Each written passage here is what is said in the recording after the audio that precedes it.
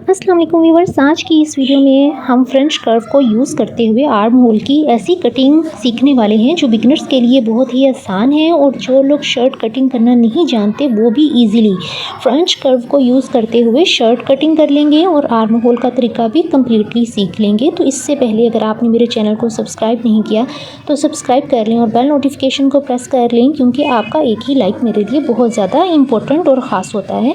तो चलिए वीडियो को स्टार्ट करते हैं। तो यहाँ पे जो ऊपर से तीरा मैं रखने वाली हूँ वो ये देखें 6.5 इंच है। 6.5 इंच तीरा है और 10 इंच इसकी घेरे की चौड़ाई है। ये देखें 6.5 इंच के ऊपर इस तरह से मैंने निशान लगा लिया है। अब 1 इंच तक मैं कंधे को डाउन कर लूँगी और फ्रेंच कर्व को यूज़ करते हुए ही इस तरह से मैं कंधे को डाउन करके निशान लगा लूँगी। अब ये जो कंधा डाउन करना होता है, बाजू का ऐसा होता है कि शोल्डर लटके हुए होते हैं, तो कंधा डाउन करने से परफेक्ट फिटिंग आती है। अब जो दूसरा निशान लगाऊंगी वो मैं आर्म होल का लगाऊंगी। जैसे कि आपको पता है कि ऊपर से जब हम तीरा जितना रखते हैं उतना ही हम आर्म होल का निशान लगाते हैं। तो यहाँ पे आर्म होल का निशान भी 6.5 इंच के ऊपर मैंने लगाया है, ऊपर वाले 1 इंच को छोड़ के। अब यहाँ से यहाँ तक मैं सीधी लाइन ड्रॉ कर लूँगी और इधर से भी ऐसे इसको सीधी लाइन लगा लूँगी। अब करना मैंने क्या है, मुझे कैसे पता चलेगा फ्रेंच कर्व मैंने किस तरह से रखना है, तो उसके लिए ये देखें कंधे से लेके चेस्ट तक का नाप मैं इस तरह से लूँगी आर्म होल का और इसके सेंटर में मैं ऐसे निशान लगा लूँगी। अब सेंटर का निशान लगाने के बाद ये देखें इस तरह से मैं बैक साइड के आर्म होल की मार्किंग कर लूँगी।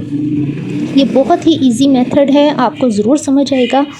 तो ये देखें जो फ्रंट साइड के आर्म होल की कटिंग मैंने करनी है वो मैंने 1 इंच के ऊपर निशान लगाया है।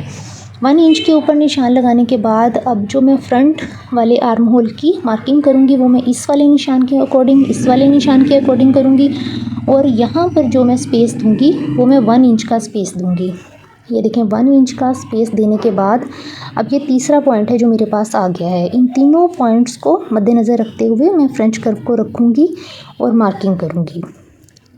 अब ये देखें एग्जैक्ट आपने इन्हीं की पोजीशन के ऊपर रखते हुए मार्किंग करनी है आर्म होल की। तो ये बहुत ही आसान तरीका है, फ्रेंच कर्व को यूज़ करते हुए बिगनर्स भी आसानी से इसको फॉलो कर लेंगे और परफेक्ट अपनी कटिंग करेंगे। जो उनका झोल आता है बैक साइड में या फ्रंट साइड में उसका मसला भी हल हो जाएगा, बहुत आसानी के साथ कर लेंगे कटिंग। तो इन्हीं मार्किंग के ऊपर हम कटिंग करेंगे, ठीक है। अब मैं चेस्ट की मार्किंग करती हूँ। 9 इंचज़ के ऊपर चेस्ट की मार्किंग की है। अब चेस्ट से लेके हिप तक की जो मार्किंग है वो मैं 13 इंच के ऊपर करूँगी।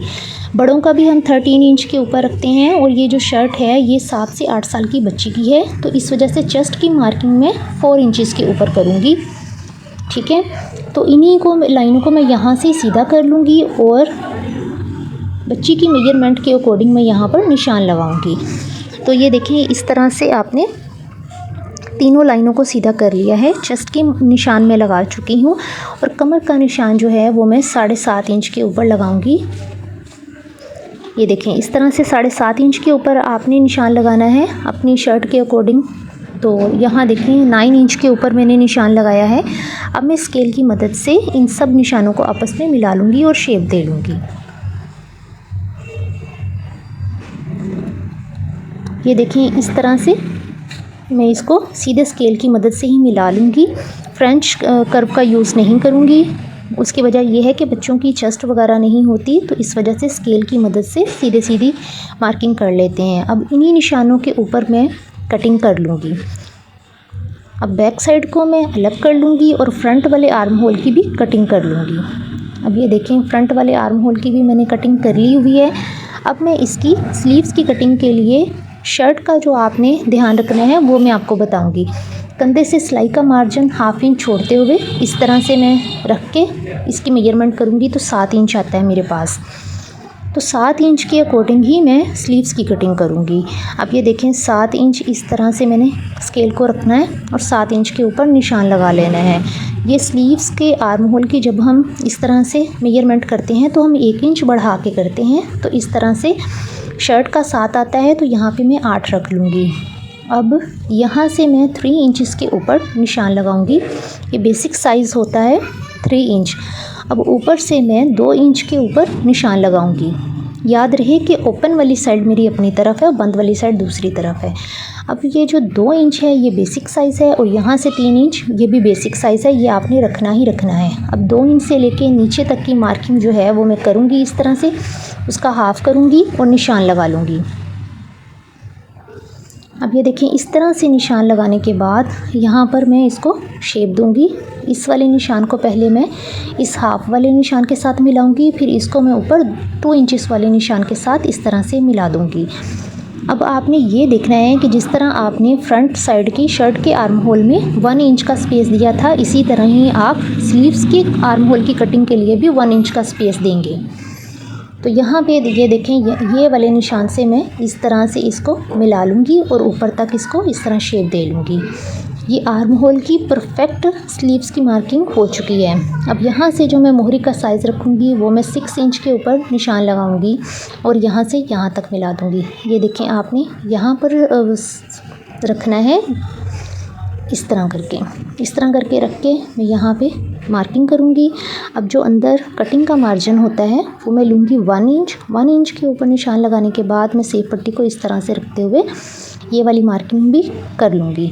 अब इसी के मुताबिक मैं स्लीव्स की कटिंग कर लूँगी। तो ये बहुत आसान सा मेथड है जो मैंने आपके साथ शेयर किया है। तो वीडियो अच्छी लगा करे तो इसको ज़रूर लाइक किया करें। मेरा न्यू चैनल है, मुझे सपोर्ट की ज़रूरत है, तो आप ज़रूर सपोर्ट करें, इसको लाइक करते जाएं, सब्सक्राइब करें और सीखने की कोशिश करें, क्योंकि मैं डेली बेस पर बहुत यूज़फुल वीडियोस, टिप्स और ट्रिक्स शेयर करती रहती हूँ, आपके लिए बहुत ज़्यादा हेल्पफुल रहेगी। तो यहाँ पर देखें शर्ट और स्लीव्स के आर्म होल की परफेक्ट कटिंग जो है वो मैंने कर ली हुई है फ्रेंच कर्व को यूज़ करते हुए। आपको वीडियो कैसी लगी कमेंट सेक्शन में मुझे ज़रूर बताएँ और कोई भी मसला हो तो इंस्टाग्राम पर पूछें। अल्लाह हाफिज़।